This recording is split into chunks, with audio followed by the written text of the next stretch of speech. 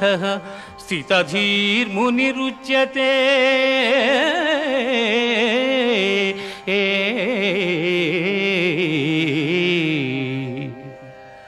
దుఃఖములు కలిగినప్పుడు దిగులు చెందని వాడును,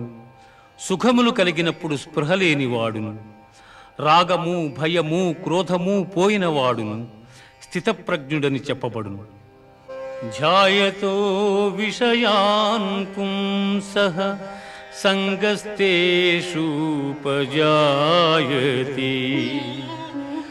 సంగాత్ సంజాయతే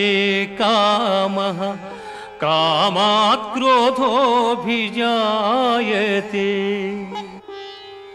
క్రోధాద్భవతి సమ్మోహః సమ్మోహాత్ స్మృతివిభ్రమః